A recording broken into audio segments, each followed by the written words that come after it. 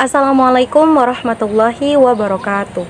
Perkenalkan, nama saya Sonia Dai dengan NIM M4114240001. Kelas B, Prodi S1 Pendidikan Matematika, mata kuliah Pendidikan Agama Islam dengan dosen pengampu Profesor Dr. Novianti Jafri, SPDI, MPDI.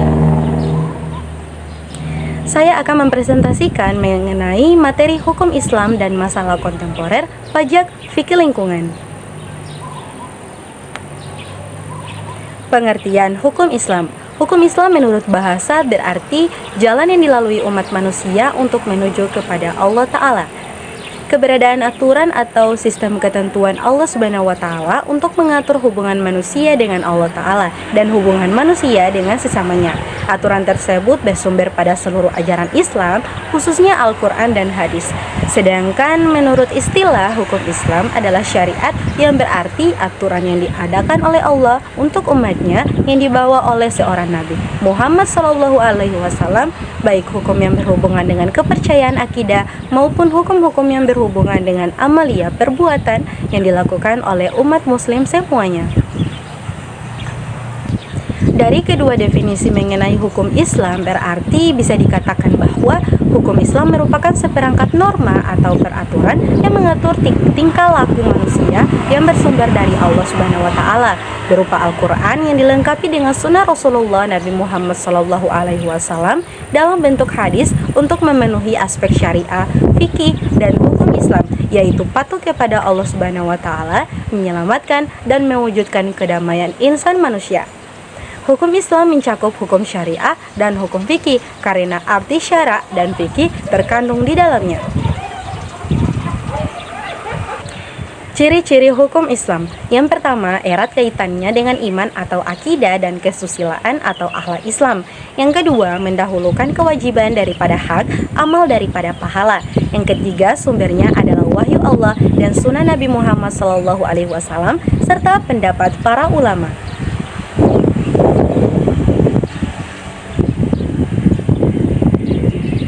Sumber hukum Islam. Yang pertama, Al-Quran. Dalam menetapkan hukum, ada 3 cara yang dipergunakan Al-Quran, yaitu mujmal, agak jelas dan terperinci, serta jelas dan terperinci. Nah, yang kedua, yaitu as-sunnah, yaitu para ulama sepakat bahwa sunnah merupakan sumber hukum kedua sesudah Al-Quran. Nah, yang ketiga, itu ijtihad, yaitu mencurahkan kemampuan untuk mendapatkan hukum syara, hukum Islam tentang suatu masalah sumber-sumber dari Al-Quran dan sunnah.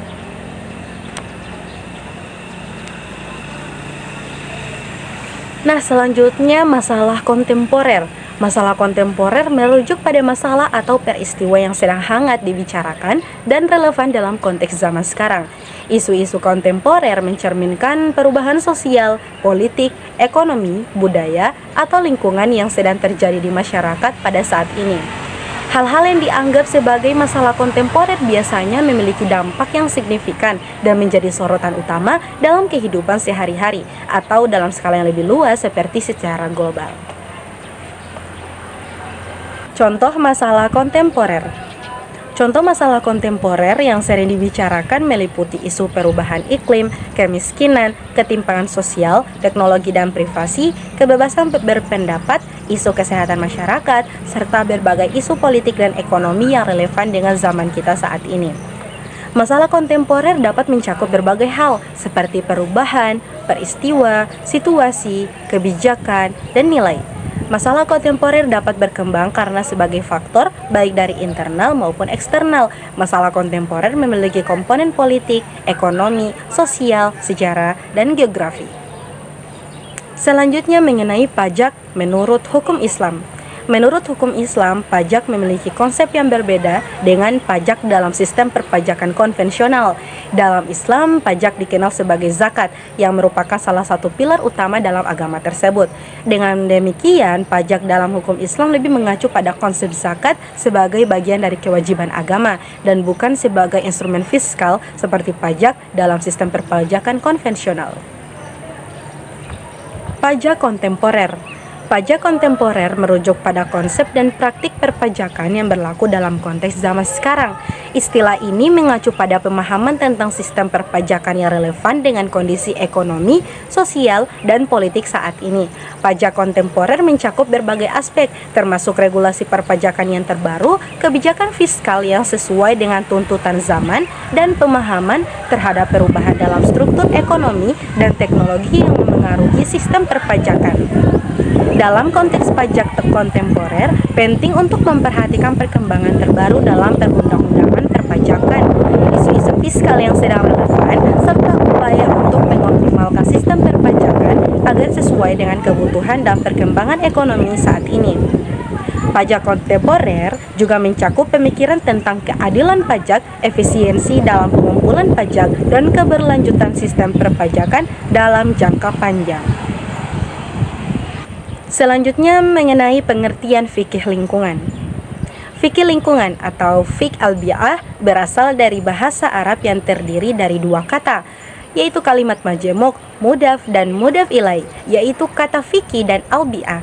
Secara bahasa, fikih berarti al-ilmu bisyai'i atau pengetahuan terhadap sesuatu, al-fahmu atau pemahaman, sedangkan secara istilah fikih adalah ilmu pengetahuan tentang hukum-hukum syara yang bersifat praktis yang diambil dari dalil-dalil tafsili. Adapun kata al-bi'ah dapat diartikan dengan lingkungan hidup, yaitu kesatuan ruang dengan semua benda, daya, keadaan, dan makhluk hidup, termasuk manusia dan perilakunya yang mempengaruhi alam itu sendiri, kelangsungan peri kehidupan dan kesejahteraan manusia serta makhluk hidup lain.